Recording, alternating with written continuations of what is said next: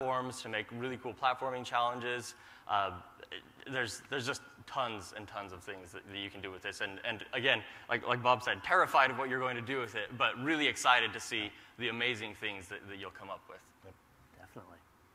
So this one was kind of another pet project on the Toybox team. And I got to give a shout out to all the programmers and artists back at Avalanche because they cranked amazing things out this time. So, great job to them. But this is called the Metronome. And this is one of my favorites because it allows you to make music far more easily in the Toybox. Well, combined with the music note creator, it allows you to create music at all in the Toybox.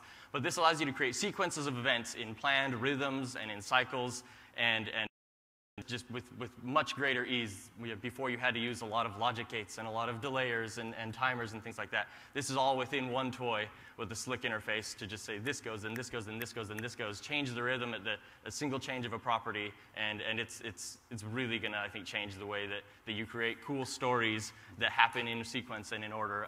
But again, making music is gonna be really fun to see what you do. Really cool thing I like about the Metronome toy too is that you can have things happen as close as a quarter second from one another. 2.0, it was always kind of 1 second was sort of as quick as you could get it, and now we have just that much more detail we can put in as well. So not only can you do music, but you can also choreograph your own fireworks shows and all of those kinds of things. Right. So, I mean, there's a lot of power here. Anxious to see what you come up with for it. So again, with the Music Note Creator, there's a handful of instruments you can choose. You change the notes. It's all laid out as a musician might recognize with just picking your note in the scales. And again, it's going to be really fun to see what you do. And I remember when you came into our office and you told us that this toy was happening, it's in the toy box. I know you're a very musically inclined person. You have a singing voice of an angel. Don't ask how I know that. I am not that person. But I have experimented with these toys. I have built a level around these toys, and even if you're not a maestro, these have a very ease of use to them, which is really nice. Yeah. It'll be fun. See what everyone comes up with the music toys. But again, like we said, the Metronome can work with the music toy beautifully, but it can also set up a bunch of different things as well. We have a new fireworks cannon we're really excited to show. Fireworks and the toy box have kind of gone hand in hand since 1.0. And we still have the traditional fireworks cannon, but we have this new one where you have all these different shapes, sizes, colors. You can connect locators to it so they can go off in different positions. How many of you guys saw the Disneyland Forever fireworks last night? Yeah, amazing. Hopefully one of you guys gets to recreate that in the toy box sometime in the next year. I'm looking forward to that for sure. Absolutely. So this next toy we've had a lot of requests from community and from even internally about how do we make more event-driven kind of toy boxes, something that will change over time if I play it one day versus another. And this actually allows you to do that very thing. It allows you to set up logic connections to anything in your world based on day, week, month of the year. So you can, for example, Disneyland, right? They decorate at the holiday time. Halloween is awesome. November, December, just absolutely beautiful, and it changes the experience. Now that exact same toy box can have this experience where if I load in a toy box and start playing in October, I can trigger this to change the theme, to change the sky, to make different enemies appear than you might otherwise.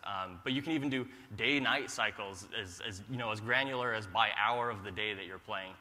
Ping this toy and it'll get something different out of it. And this all utilizes the system clock. Yep, system clock. So if you want to mess around and try and find some Easter eggs when you shouldn't be, earlier in the year, earlier in the day, feel free and see what you can pull out.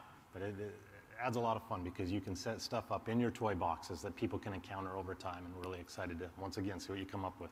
Yeah. Another toy we're really excited about, and this was one that's been requested from the community. A lot of these toys, you talk about passion projects on the programming team.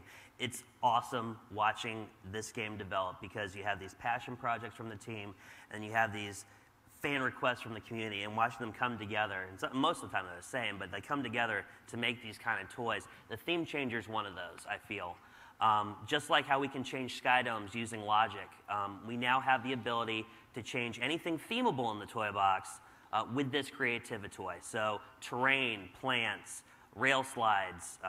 Suburb houses. Yes. And of course, we have tons of new customizations for all those as well. And you can see with the calendar configurator and these other toys how you can start to link these things together and do some really compelling things. So this one is another cool one, I think, because it allows you to do really specific contextual functionality in your toy box. We have always had, since the beginning of Infinity, the ability to walk up next to a character or next to a button, and you'd get your button prompt to interact with it in some unique way. What this toy allows you to do is take over that same button prompt and apply it to any logic connection in the toy box.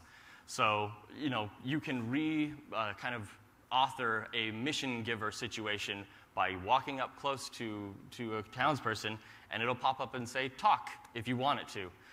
You can walk into a room next to what may have otherwise been an inanimate, kind of light switch decoration, but you can have a context to turn on the lights when I hit my button now.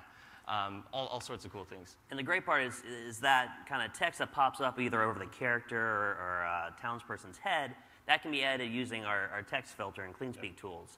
So if Joy there was to press that square button and it hit applaud, she would hear like that. Yes, it worked. Yeah. I can't believe we pulled that off. Wow, all right. Hit the button. Yeah. Much better than your joke. Slightly.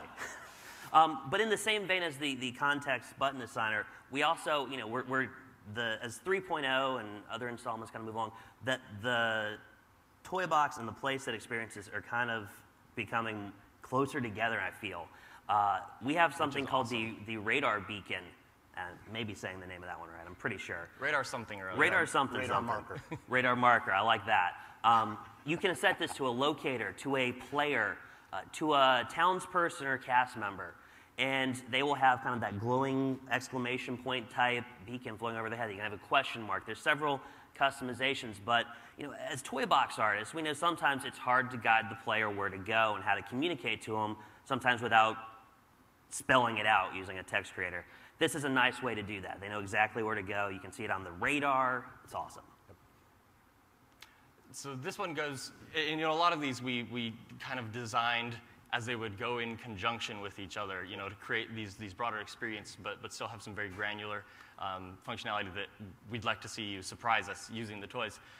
This is one that works well in groups, but this is think of it as a trigger area, the golden box that you could scale in 2.0.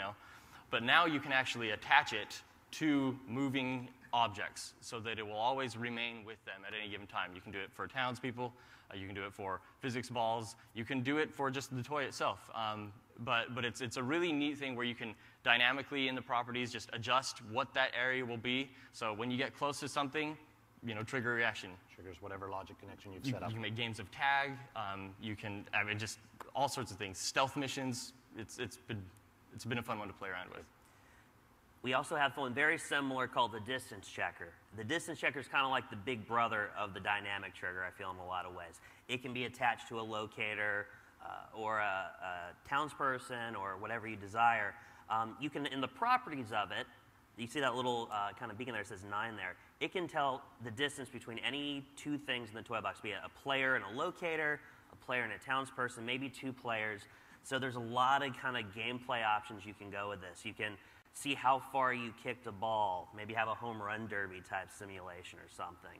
But it also has kind of different distances that you can kind of check in. So you can have sort of a warmer, colder type game. Try to guide players toward a treasure or something. It's been really fun.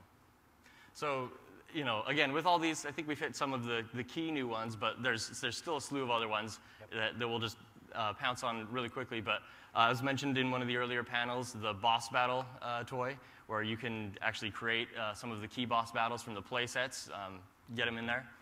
The logic and, I'm not sure how many are familiar with the dual action trigger and the necessity to string multiple of those together sometimes when you have something complicated you want to do.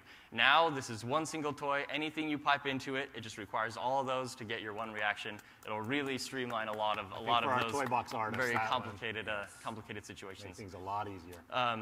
Is there one below that? Vehicle trick tracker is, now instead of just based on specific vehicles, it'll just track any player that does tricks at any given time, making sure you award points to the right character, all that sort of stuff. The player counter is another fun one that we're excited about.